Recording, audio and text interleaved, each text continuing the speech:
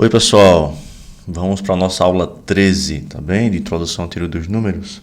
Essa aula aqui vai ser dedicada a esse teorema aí, né? O grande teorema fundamental da aritmética. Não tem como a gente passar por um curso de teoria dos números sem falar desse teorema, que é um dos mais importantes que se tem, né? Esse teorema ele versa sobre a decomposição de números inteiros em fatores primos, tá? E vai ser uma boa chance, uma boa oportunidade da gente dar uma atenção, né? Nas próximas duas aulas, eu avalio essa e mais uma, a questão dos números primos, né? Que é uma parcela interessantíssima de elementos do conjunto dos números que a gente está estudando, né? Bem, vai ser uma aula com esse foco, tá? Vamos até esse teorema. Na próxima aula a gente vai tentar ver algumas consequências e alguma outra propriedade interessante que eu julgar sobre números primos, tá? Então, vamos ao nosso objetivo dessa aula, que é caminhar até chegar na demonstração desse teorema. Certo? É um caminho árduo, mas vale a pena e as ideias são muito boas. Vamos lá, seguindo.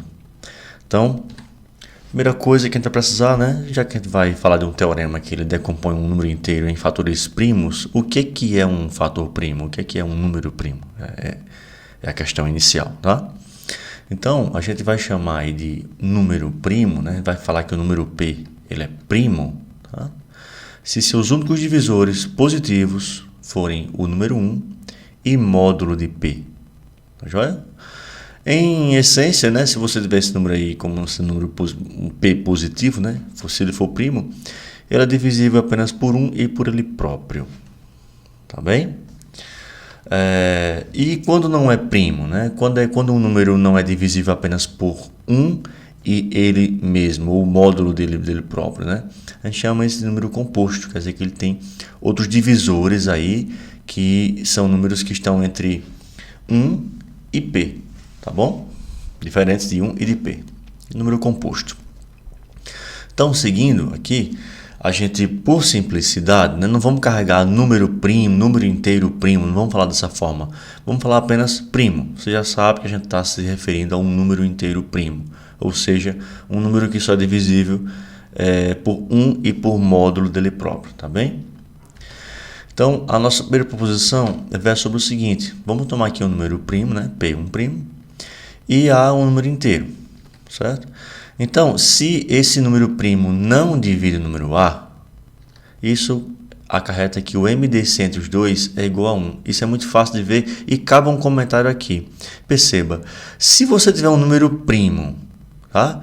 Que divide, se ele dividisse, né? Calma, eu estou tentando refletir um pouco sobre o resultado, tá?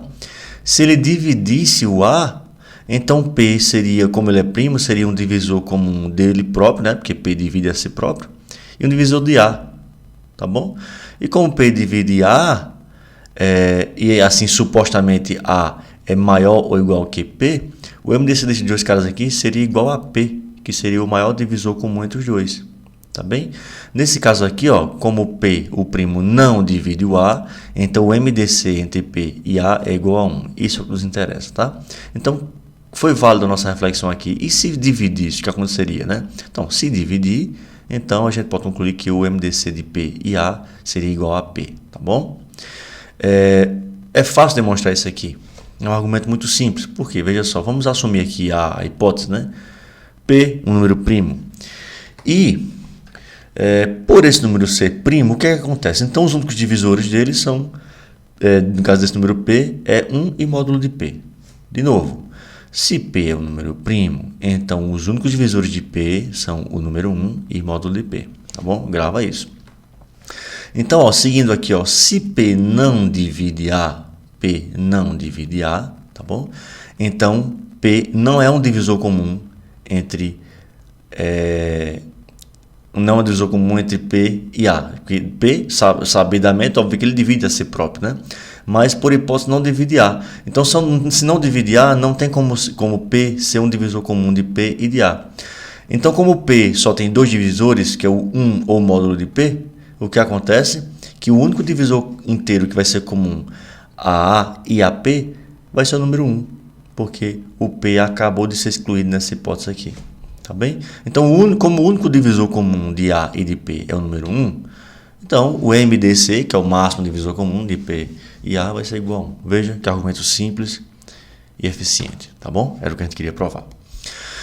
Seguindo aqui com a segunda proposição, vamos tomar aqui P um número primo e A, B, dois inteiros. O que acontece? Se P divide o produto de dois números, então P divide um ou o outro. Tá bem? P é um número primo e divide um produto. Se P divide um produto de números, então ele divide um ou outro. O argumento aqui também é bem simples. Tá bem? Aqui você tem uma disjunção de sentenças, né? O ou aqui. Então, se eu tivesse satisfeito um dos dois, está válido, né? É verdadeiro. Vamos provar aqui, né? Então, é uma prova direta, tá certo? Não vamos fazer nenhum tipo de pirueta argumentativa lógica aqui, não. Vamos assumir aqui a hipótese. Suponha que P seja um primo e que P divida esse produto aqui, tá bom? Então, se o P divide A, já está feito, né? Por quê? Porque é uma das partes da nossa tese aqui, que é uma disjunção. Então, está provado, né? Então, o que é que eu vou fazer? Eu vou supor que aconteça dele não dividir o A. E isso vai acarretar fatalmente que se não dividir esse, então eu vou provar que divide o B. Essa é a minha missão aqui, tá bem? Então, pela primeira proposição que a gente fez, o que acontece? Se o P não divide A, então o MDC de P e de A é igual a 1. Foi o que a gente provou, tá bom? Olha só o que a gente tem. P não divide A, né? O MDC de P e de A é igual a 1, a gente tem aqui, gente, satisfeitas as hipóteses do Teorema de Euclides. Volta aí algumas aulas, tá bem? E veja, que hipóteses seriam essas? Se você tivesse aqui, ó, o P dividindo um produto, tá certo? E o MDC de P e de A ser 1, o que acontece? Eu posso cancelar esse A aqui, ó, e concluir que P divide B, assim. Isso aqui que eu acabei de fazer aqui é o Teorema de Euclides. Volta lá na aula de divisibilidade, tá bem? E constata isso daqui. Logo, P divide B, né? Então, portanto, alguma coisa acontece, né? Ou P divide A ou P divide B. Se eu chegasse aqui e forçasse a barra que o P não dividisse o B, eu ia chegar fatalmente com o mesmo argumento que o P divide A. Tá joia? Era o que a gente queria, estar provado. Isso tem uma consequência. A consequência é uma generalização. Tudo bem? Ou seja, se P é um número primo e você pegar aí vários números inteiros e o P dividir o produto de todos eles, então P divide algum desses caras aí, algum desses fatores. Tá bom? Veja aí que é uma generalização, né? Eu tinha pegado só o número P e dois números. Aí o P dividindo o produto de 2, então dividi um ou outro. Nesse caso aqui eu peguei e generalizei e falei que o P era primo que dividia o produto de K fatores, né? Se isso aqui acontece, então ele tem que dividir algum desses fatores. A gente vai pensar indutivamente, aplicando a proposição anterior, tá bem? Então vamos pensar indutivamente aqui. E se P dividir o primeiro, já está pronto, já está feito, né? Porque divide um AI para algum, e veja que o I tem como possibilidade de ser o primeiro, tá bem? Então, se o P não divide o A1, se o P não divide esse cara aqui, então divide esse cara aqui, ó, esse outro todo aqui que faz as vezes do B da proposição anterior, tá bem? Então, pela proposição 2, que é a nossa segunda, né? O P divide esse pedaço aqui, ó, que é como se fosse o B. Tá bom?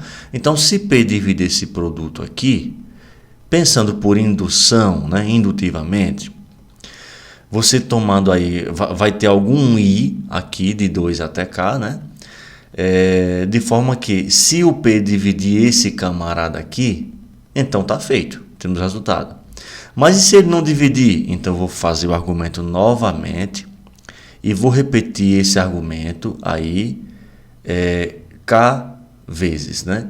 Olha, peguei aquele cara aqui, ó, supus que ele não dividia e extraí ele, ó. Veja que quando chegou no AI menos 1, eu pulei para o AI mais 1, eu extraí o elemento, ou seja, é como se ele dividisse todo o resto, tá bom? Do produtório aqui. E se eu repito esse argumento, né? A quantidade de vezes que eu tenho termos aqui, uma hora eu vou chegar que ele vai dividir algum AI desses aí, para algum desses. Tá certo? É um pensamento indutivo, por exaustão. Então, era isso que a gente queria provar e, de fato, a gente consegue generalizar assim a proposição 2. Certo? Vamos aqui caracterizar um número primo. Vamos, além da definição, como é que a gente pode julgar se o número é primo ou não acertadamente? É o seguinte. Primeiro, para ser um número primo, tem que ser um número inteiro que não pode ser nem o menos 1, nem o 0, nem 1. Ou seja, é um número que é a partir de menos 2 para baixo e a partir de 2 para cima. É primo, né? Então, para que esse número P seja primo, é necessário o suficiente, né? Ele vai ser primo, né? Se e somente se. Sempre que ele dividir um produto, isso acarretar que ele dividir um dos fatores. Tudo bem? Essa é a caracterização. Vamos provar, né? Isso aí para quaisquer par de números inteiros. Se o P divide o produto, isso acarretar que ele divide um dos fatores, então ele é primo. Tá bem? Seguindo aqui para uma prova, essa aí daqui, se você supor que esse P é primo, né? E isso equivale, né? P é primo e ele divide um produto, então divide um dos fatores. Essa é a proposição 1, né, gente? Aliás, perdão, a proposição 2. Tá bom? Nossa segunda proposição.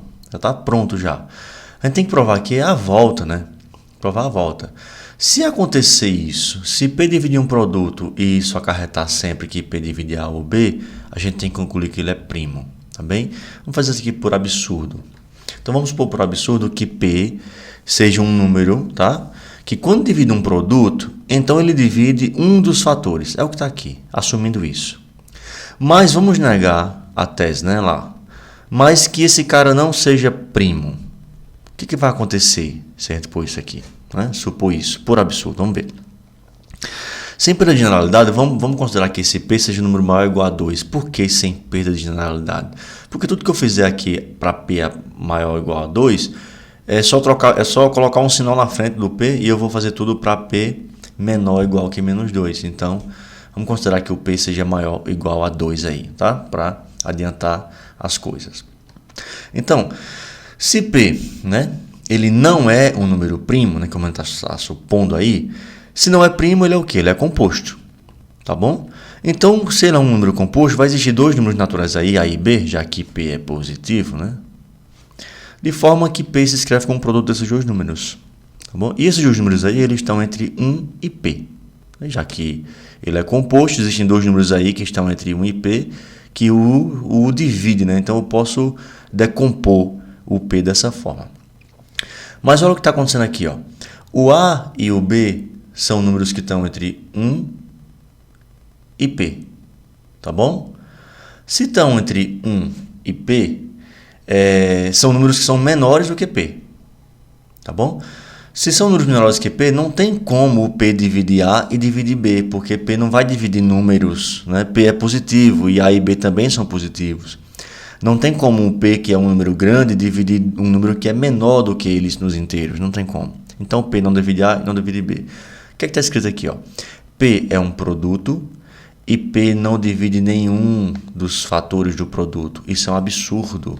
Porque a gente assumiu aqui que sempre que P dividir um produto, então ele divide um dos fatores. E aqui ele dividiu um produto e não dividiu nenhum dos fatores. Está aqui a contradição. Logo, P ele é necessariamente um número primo. Não pode deixar de ser. Dá problema. Vimos aqui. Tá bom? Portanto, temos o resultado. Agora vamos começar, né, a nossa caminhada para chegar no resultado principal da aula, que é o teorema fundamental da aritmética, né? Bem, primeiro vamos começar com um lema aqui. Esse lema é bem importante porque a gente vai fazer passo a passo, tá bom? Até chegar no nosso objetivo. Vamos com calma aqui. Esse lema diz o seguinte, que todo número inteiro, né, positivo maior ou igual que 2, ele pode ser escrito como um produto de números primos. Todo número inteiro pode ser escrito como um produto de números primos, tá bom? Apenas escrito. Não foi falado de unicidade, nada. Isso é para depois, tá bem? Então vamos lá provar isso aqui. Provar por indução, né? Vamos pegar um número aqui. Se o n for igual a 2, né? A partir de 2, pegue o n igual a 2. Então está feito, né? Porque o 2 é primo já. Então, ó, o n foi decomposto como um produto de fatores primos, onde só tem um fator e esse fator é o número 2. Vamos supor agora, como hipótese de indução, né? Que isso aí seja válido para todo número k, que vai de 2 até n, menos o n, ó, que vale para todo mundo até n, mas não inclui o n, né? Seja válido para todo mundo menor que n e maior que 2. Certo? Então vamos mostrar que vale para o próximo, que o próximo não seria exatamente aqui o número n, né? O k mais 1, digamos assim, não seria o n, se esse k fosse o último entre 2 e n, tá? Então vamos mostrar que vale para o inteiro n, tá bom? Se n for primo, já está feito, porque n é igual a n, né? Então está aí n como um produto de fatores primos, onde é o único fator desse produto é o próprio n, tá bem? Se isso não acontecer, se n não for primo, então ele é um número composto, ou seja, vai existir dois números a e b naturais, tais que n se escreve como um produto desses números, né? E esses números são menores do que n, então entre 1 e n assim, tá bom? Eu pego o n e decomponho dessa forma como um produto, certo? Aplicando aí a hipótese de indução, o que acontece? O a e o b estão entre 2 e n. Faz às vezes esse k aqui. Então, já que por hipótese de indução, né, esse número k aqui que está entre 2 e n pode ser decomposto como um produto de fatores primos, né, pode ser escrito como um produto de números primos, tanto esse a quanto esse b tem a sua forma de escrever como um produto de números primos. Então, ó, vai existir números primos, né, de P1 até PR, de Q1 até QS, né, números primos, tais que o A se escreve como produto desses primos e o B se escreve como produto desses primos aqui, tá bem? Mas o N, ele é igual a A vezes B. Isso vai ser igual, no lugar do A, eu coloco aqui, ó, o seu produto de primos. No lugar do B, eu coloco aqui o seu produto de primos. Então, quando eu removo aqui os parênteses, eu consigo o N, né, o N escrito como um produto de números primos, como foi sugerido aqui na tese do teorema. E é isso. E logo o resultado é válido também para o próximo, né, que seria o n, o k mais 1. Dessa forma, o resultado fica válido também para qualquer número n que se coloque, já que eu falei que esse n precisaria ser maior ou igual a 2. Então, qual foi a tática aqui? Eu supus, por hipótese de indução, que valia para todos até o n, menos o n, no caso, né, antes dele. E apliquei essa hipótese de indução para mostrar que a propriedade ela meio que engole o próximo número, né, como dita o princípio de indução, tá? Então, temos o resultado. Esse teorema é um passo à frente do que foi feito nesse lema, tá? Eu falei simplesmente que no lema, qualquer número inteiro maior ou igual a 2 poderia ser escrito como um produto de fatores primos, apenas, tá? Mas aqui eu vou ser mais específico, tá? Nesse teorema. Então, eu vou poder escrever esse n agora como um produto de números primos, tá bem? Como o lema anterior fez. Mas eu vou organizar esses números dessa forma aqui, certo? De forma crescente, tá bem? E tem outra coisa que eu vou pedir, né? Que essa decomposição ela seja única. Resumindo o teorema, dado o número n inteiro maior ou igual que 2, esse número pode ser decomposto de forma única como um produto de números primos, tá? E ainda verifica-se essa espécie de organização, né? Que, na verdade, isso aqui meio que tanto faz a termos práticos. Essa imposição aqui é boa para fixar as ideias na hora de demonstrar o teorema, certo? Então vamos lá. Pelo lema 1, essa decomposição já existe, né? Basta eu pegar o número n, escrever como sendo um produto de números primos, né? E estabelecer essa relação de ordem aqui entre os fatores da decomposição, certo? Então, pelo lema 1, essa decomposição já existe. Então, vamos escrever isso aqui. Então, ela já existe. Então, basta que a gente ordene os fatores para conseguir isso aqui. O trabalho duro aqui vai ser mostrar a unicidade dessa decomposição. Antes, eu quero ilustrar isso que eu acabei de justificar aqui, tá bom? Só para fixar as ideias, eu coloquei um exemplozinho rápido dentro da demonstração aqui, só para vocês verem como é que acontece. Por exemplo, se você pegar aqui o n igual a 12, perceba que você pode escrever o 12 como sendo 2 vezes 3, né? Perceba que 2 e 3 são números primos. E está aqui o 12 escrito, né, como uma decomposição, né, em fatores primos, como um produto de números primos, né? Como a gente está acostumado a falar, o número 12, ele fatorado, escrito como um produto de fatores primos, tá bom? É isso que significa no final das contas. Aí veja, então o 12 é escrito dessa forma, né? Ou seja, perceba que eu tomei o P1 como sendo igual a 2, o P2 como sendo 2 e o P3 como sendo igual a 3, tá bom? Isso aqui satisfaz, né? O 12, que é o n, vai ser P1 vezes P2 vezes P3, está aqui. E existe essa relação aqui entre os fatores, como manda o teorema. Então, o trabalho duro aqui nosso é demonstrar a unicidade dessa decomposição, certo? É um trabalho longo, mas de argumentos simples e dá para a gente compreender sem maiores problemas, tá? Então vamos lá. Vamos tomar aqui admitir que esse meu número n aí, ele admita uma decomposição, né, em fatores primos dessa forma aí, tá bom? E n igual a Q1, Q2, Qs, certo? Então, imagem, né? Eu vou estabelecer que essa decomposição ela obedeça esses critérios aqui, ó, que são impostos nas hipóteses, né? Ó, onde os números primos em questão são ordenados, o número n ele é igual o produto, né, desses números primos, tal qual manda esse figurino. Então, a gente vai provar que essa decomposição aqui ela é única, tá bem? E como tudo que a gente faz, né, em matemática, a gente vai supor que existe outra decomposição. Só que aqui, onde é que está a grande sacada, a grande ideia? A gente vai provar essa unicidade aqui por indução finita sobre o comprimento da decomposição. O que vai ser o comprimento da decomposição? Vai ser a quantidade de números primos envolvidos na decomposição. Veja, aqui vai de 1 até S. Aqui eu tenho S números primos. Então, o comprimento dessa decomposição é S. Então, vamos pegar uma outra decomposição, tá bom? E vamos fazer indução no comprimento dessa segunda decomposição e ver que fatalmente ela precisa ser igual a essa. Essa é a estratégia de demonstração. Então vamos lá, vamos supor aqui que existe uma outra decomposição, tá? De comprimento 1. Se ela é de comprimento 1, quer dizer que esse n é igual a um número primo, porque só tem um fator nessa decomposição, tá bom? Ou seja, que o n é igual a um certo P1, onde esse P1 é um primo, tá bom?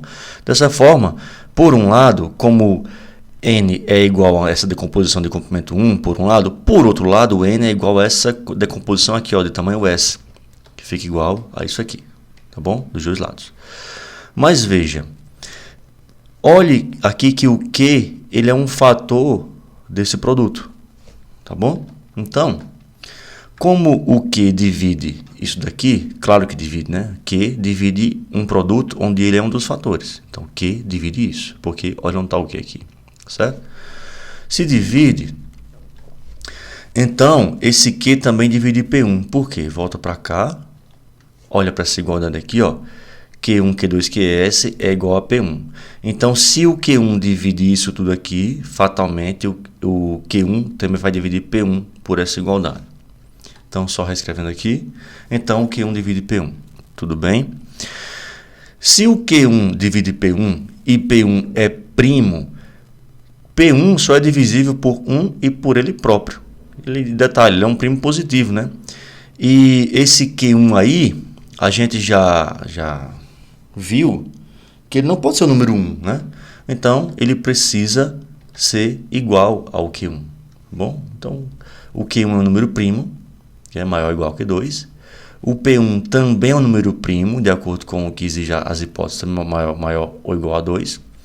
E Q1 divide P1, que é primo, né? E P1 só é divisível por 1 e por ele próprio. Então, se Q1 divide P1, isso obriga ao P1 ser igual ao Q1, como está escrito aqui. Dessa forma, eu vou reescrever aquela minha decomposição. P1 vai ser igual a Q1, Q2, Qs, né? É só voltar ao slide e veja que isso aí foi estabelecido. No lugar desse Q1 aqui, ó, eu vou substituir por P1. E fica igual a P1, Q2 até Qs. Eu consigo simplificar esse P1 com esse P1 aqui. Então, eu consigo que 1 é igual a Q2 até Qs. O que está acontecendo aqui nessa situação? Temos um problema. Eu peguei Q2 e multipliquei por outras coisas aqui. Tá bem? Isso significa que, se eu tirar o Q2 aqui, todo o resto vezes Q2 é 1. Ou seja, esse resto aqui, desses fatores, acaba sendo o inverso multiplicativo de Q2 nos números inteiros. Isso não pode.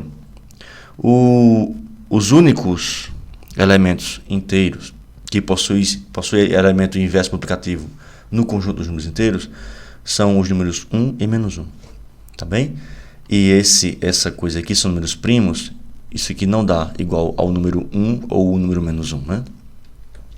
Então, portanto, se fosse, né, S maior do que 1, então, se isso aqui de fato existisse, se não parasse aqui no Q1, se fosse maior que 1 a partir de 2, perceba que esse pedaço, como eu comentei, vai ser o inverso multiplicativo de Q2 em Z, né?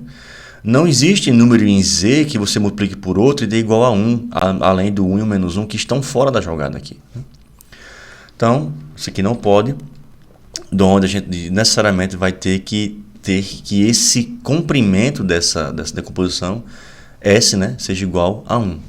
Já que S é igual a 1, e como a gente mostrou que P1 é igual a Q1, veja que as decomposições elas são coincidentes para uma decomposição, né, de comprimento 1, ela é única, certo? E assim temos o primeiro passo da nossa indução. Então, para continuar aqui com a nossa ideia, vamos supor agora como hipótese de indução que a decomposição seja única para um certo comprimento K, né, arbitrário, maior ou igual que 1, tá bem? Então, o nosso trabalho vai ser mostrar que o resultado também se estende, continua válido para Q mais 1, ou seja, para uma decomposição, uma segunda decomposição de N, com K mais 1 fatores primos, ela também vai ser única. Essa é a ideia, tá bem? Então, seguindo aqui, vamos tomar então como uma segunda decomposição, essa decomposição N igual a P1 tal até PK mais 1, ou seja, de comprimento K mais 1, onde todos esses P's aqui são números primos. Eu vou refazer aquele argumento, ó, veja, está aqui a decomposição, isso aqui é igual a N. Por outro lado, já tem uma decomposição esperando, né? Isso aqui vai ser igual a Q1, Q2 até Qs, certo? Vou repetir aquele argumento de cima, né? O Q1, ele divide esse produto, porque ele é um dos fatores, certo? Então, já que o Q1 divide essa coisa aqui, ó, que ela é igual a essa, então Q1 divide P1 até PK mais 1. E dessa forma, como todos esses fatores aqui, esses PIs, eles são números primos e Q divide o produto, mostramos num teorema aí, na proposição acima, que o Q1 ele vai dividir algum desses fatores aqui. Então o Q1 vai dividir PI para algum I aqui no conjunto que vai de 1 até K mais 1. Certo? Divide algum desses. Dessa forma, a gente vai ter que o Q1, como ele vai dividir PI e PI é primo, né? O Q1 acaba sendo igual ao PI. Aqui veja, tem um argumento aqui muito interessante. O Q1 ele é igual a PI, ok? O PI ele é um desses aqui. Então o PI por aquela ordenação que exige na nossa hipótese do teorema, esse PI aqui ele vai ser maior ou igual a P1, ao primeiro deles, já que o primeiro é o menor de todos. E já que o Q1 é igual a um PI e PI é maior ou igual do que P1, a gente pode concluir que, em particular, o Q1 é maior ou igual do que o P1. Tá certo? E guarda essa desigualdade aqui. Agora eu vou fazer um argumento simétrico. O que eu quero dizer com isso? Vou repetir esse argumento aqui, ó, agora desse lado de cá. Então, ó, note que o P1 ele divide esse produto, já que ele é um dos fatores. E se P1 dividir essa coisa aqui, ó, e essa coisa que é igual a N, que é igual a Q1, Q2, QS, então o P1 também divide isso daqui, ó. Então, ó, de onde o P1 divide essa coisa aqui, certo? Aí veja, como esses QI são primos e P1 divide esse produto, então P1 divide algum QJ desse, perdão, QJ. Então o P1 divide QJ para algum J de 1 até S, certo? Então, ele divide aqui, o P1 ele vai ser igual a QJ pelo mesmo argumento que eu fiz aqui, ó, né? Tá aqui ele fixado o P1 igual a QJ, o QJ está na frente aqui, certo? Então o QJ, digamos que seja o quarto aqui, por exemplo, ele vai ser maior do que o Q1, o QJ vai ser maior ou igual ao Q1. Já que P1 é igual a QJ, isso acarreta que P1 é maior ou igual a Q1. E temos isso aqui, ó. Em particular, o P1 vai ser maior ou igual a Q1. Temos, dessa forma, Q1 maior ou igual a P1. E, por outro lado, P1 maior ou igual a Q2. Temos, então, a dupla desigualdade. E isso acarreta que P1 tem que ser necessariamente igual a Q1. Tudo bem? Assim, essa decomposição de N, né, dessa forma, ela pode ser escrita, já que são iguais, né, as duas decompõem o número N, né, já que são iguais, eu posso trocar aqui, ó, esse fator Q1 por P1, já que eu tenho essa igualdade aqui.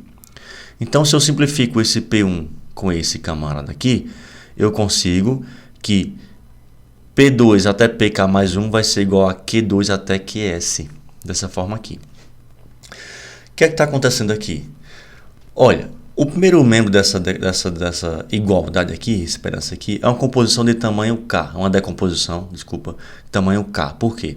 Porque K aqui, ó, foi K mais 1 menos 1. Eu teria o primeiro termo P1 aqui, tá bem? Então fica com esse tamanho aqui. Isso aqui tem tamanho K. Se isso aqui tem tamanho K, pela hipótese de indução, essa decomposição é única, tá bom? Logo, como essa aqui tem tamanho K, né, ainda por essa igualdade aqui, perceba que aqui eu tenho K e essa aqui tem comprimento S menos 1, porque eu tirei o Q1 aqui, ó, e o tamanho dela era S. Então, daqui, ó, perceba, se eu passo o menos 1 para cá, fica K mais 1 igual a S. E dessa forma, pelo comprimento igual, isso obriga a cada um dos números primos em questão serem iguais. E isso eu arranquei aqui, ó, o P1 e o Q1. Então é válido para todos esses I's aqui, que vai de 2 até K mais 1. Mas a gente já provou que, em particular, o P1 é igual a Q1. Então, se o P1 é igual a Q1 e o PI coincide com o QI para todas as posições, isso mostra que, de fato, temos a coincidência de todos os fatores primos dessa decomposição. E assim, as decomposições que eu supus, elas são coincidentes também para uma decomposição de tamanho, né, K mais 1, certo? Isso mostra que a decomposição é única para qualquer comprimento, né, qualquer valor natural, tá bem? Era o que a gente queria. Então, temos aí dada a unicidade.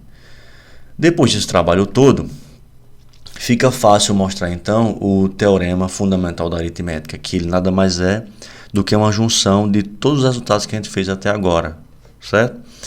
E o que diz ele? Ele é só uma espécie de organização do último teorema, simples assim. Vamos pegar um n aqui, um número natural, aliás, um número inteiro, que não pode ser nem menos 1, nem 0, nem 1, certo? Então esse n pode ser decomposto de uma forma única, como sendo n igual a mais ou menos p elevado a n, p2 elevado a n2, pr elevado a nr, né?